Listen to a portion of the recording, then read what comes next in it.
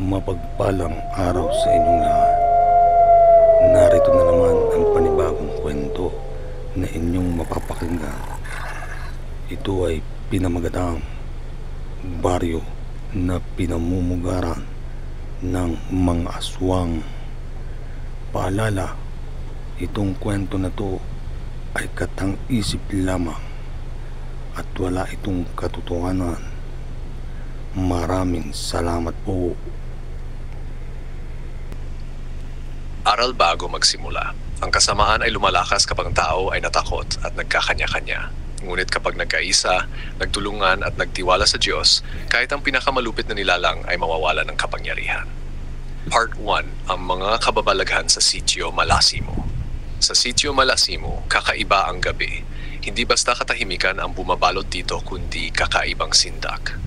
Sa bawat paglipas ng buwan, may mga alingas-ngas na naririnig. Mga yabag sa bubungan, halak na tila dumadagundong, at mga aninong dumaraan sa gilid ng bintana. Ang mga bata ay hindi na makalabas sa gabi at kahit ang matatanda ay nanginginig sa bawat tunog ng hangin. Sinasabi ng matatanda na ang baryo ay pinamugaran ng mga nilalang na kumikilos tuwing dilim. Lalo na kapag kabilugan ng buwan, halos lahat ay nagkukulong sa kanilang bahay. Isang gabi, isang baka ang natagpuang tuyo at wala ng lakas. Ang mga mata nito ay nanlilisik na parang nakita ang nakatakot bago ito mawala ng hininga. Doon nagsimulang mangamba ang lahat na baka ang mga nilang na iyon ay mas lumalakas at mas nagiging mapangahas. Ang pagtitipon ng mga taga-baryo, si Mang Piro, ang pinakamatanda at kinikilalang matalino, ay nagtipon ng lahat sa gitna ng plaza. Hindi pwedeng puro takot lang, wika niya. Kung maghihiwalay tayo, isa-isa tayong malalapitan. Pero kung magtutulungan tayo, wala silang laban. Kaya nagpasya ang mga taga-baryo na magbantay tuwing gabi.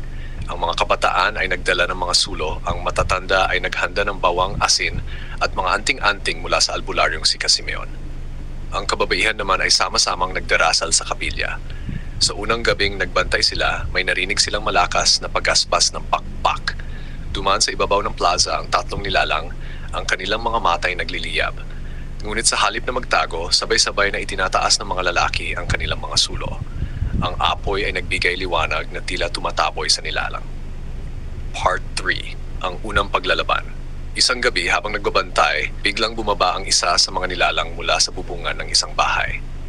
Ang kanyang anyo ay kahindik-hindik, mahabang kuko, mapupulang mata, at katawan na parang hindi tao.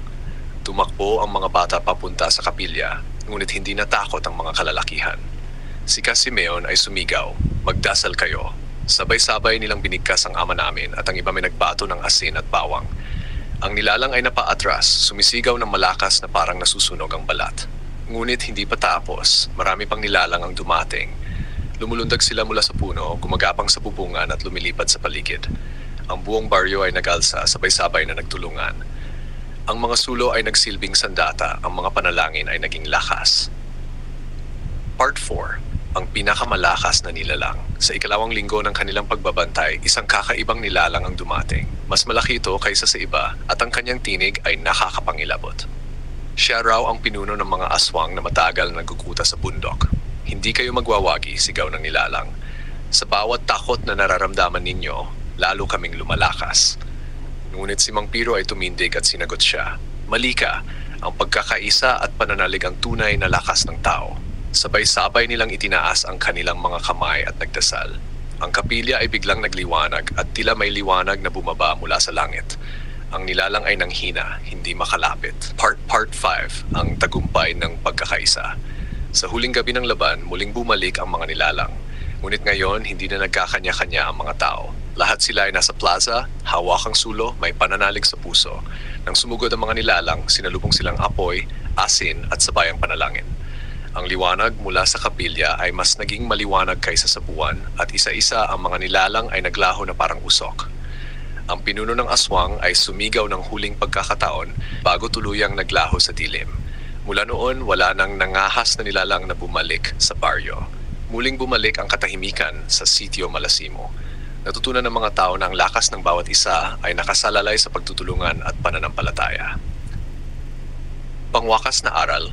Ang kasamaan ay walang kapangyarihan laban sa isang pusong buo ang tiwala sa Diyos at isang komunidad na handang magtulungan. Ang takot ay nagdudulot ng kahinaan, ngunit ang pagkakaisa at pananalig ay nagdudulot ng liwanag na hindi kayang talunin ng dilim.